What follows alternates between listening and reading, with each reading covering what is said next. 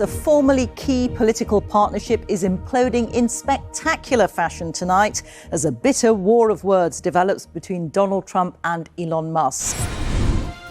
Breaking news! Super duper breaking news. Apparently, America's most beloved couple, Trump and Musk, calling it quits, say it isn't so. Apparently, it's true. It's official. The Donald Trump, Elon Musk breakup has finally happened. Trouble in paradise?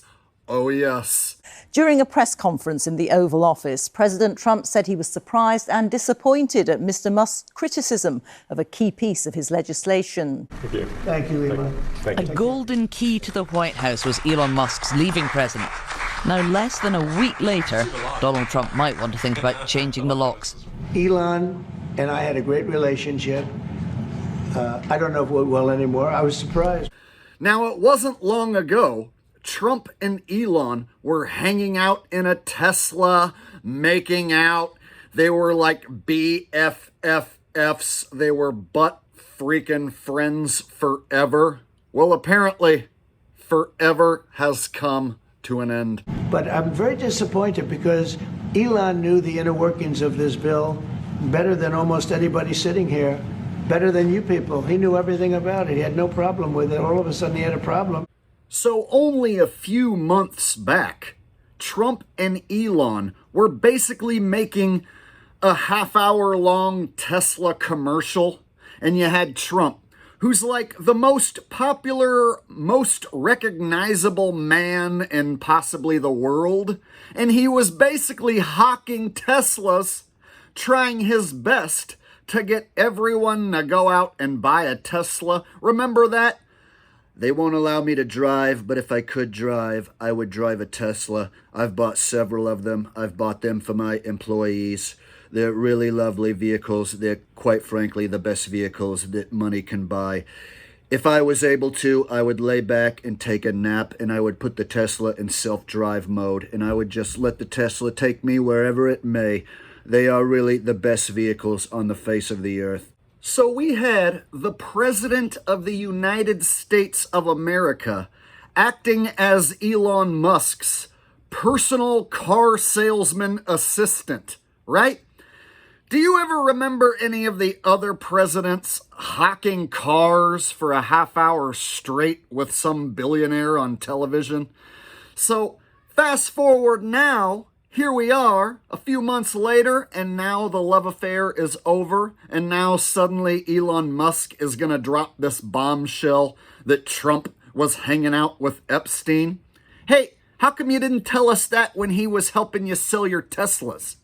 So now we have to wait for this manufactured breakup, this scripted breakup between the president and billionaire Musk, and now Musk is going to drop the bombshell. When Trump was promoting Tesla to the world, no bombshell.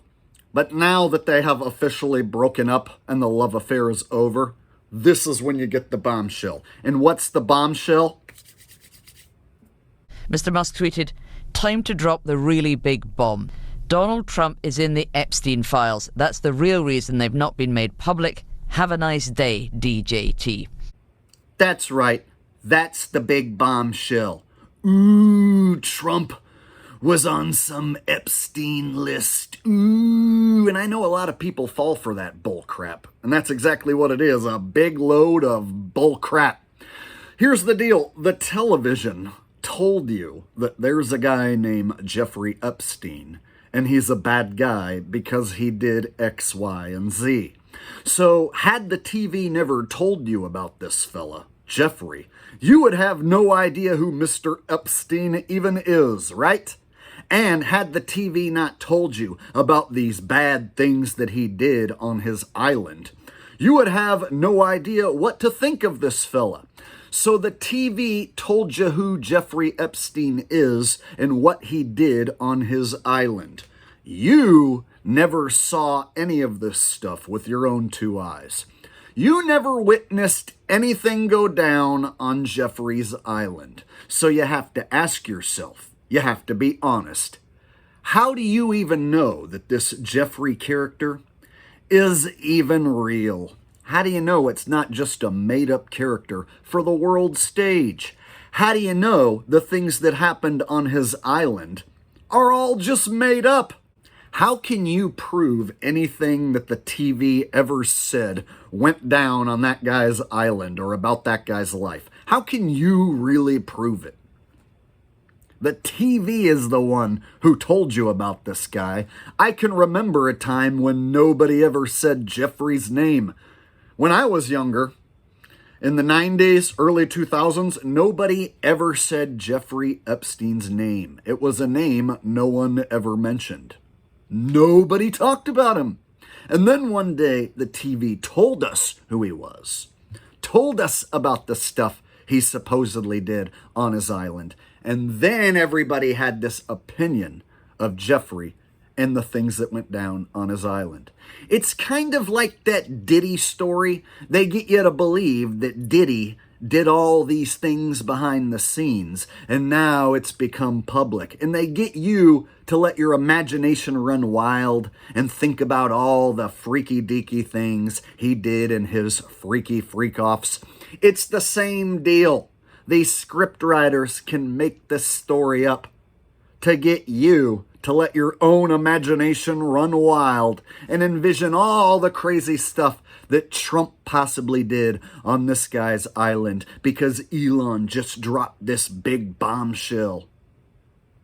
The big bombshell that he's been holding back this whole time until just now when the breakup is top of the headline news. Funny he decided to hold this information until just now. Which is that one? Donald Trump is now suggesting the easiest way to save money would be to terminate Elon Musk's billions of dollars in government contracts and subsidies. It was probably inevitable this bromance would turn sour, but no one expected it to go this bad, this fast. All right, let's get serious, y'all.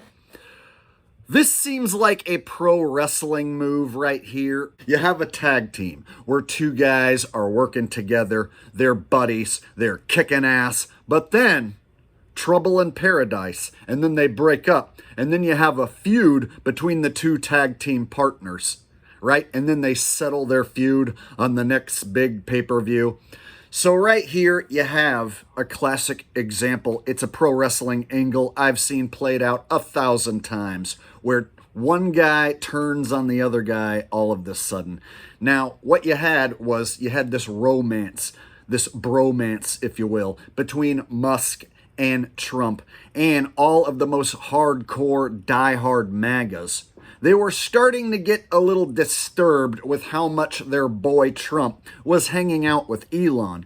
And not only that, some of the most hardcore MAGAs were getting fed up seeing Trump and Elon hanging out all the time. That the approval rating amongst the MAGAs was starting to drop. That's right, Trump's approval amongst his most hardcore supporters started to drop because he was hanging out with Elon Musk all the time. So what the world stage scriptwriters have essentially done is create the top story in America and at the same time gain the favor of all the most hardcore right-wing Trump supporters who were fed up with Elon Musk hanging out with Trump all the time. So what they've done here is convince all of Trump's supporters that he has just made one of the best moves since he's been in office by getting rid of Elon. Pretty clever, these world stage scriptwriters. But not clever enough to dupe me. And hopefully not clever enough to dupe you either. Hey, if you've made it this far in the video, do me a big favor. Hit the thumbs up button. Make sure you are subscribed with the little bell notifications turned on so that you don't miss any of my content. And I want to thank you for watching.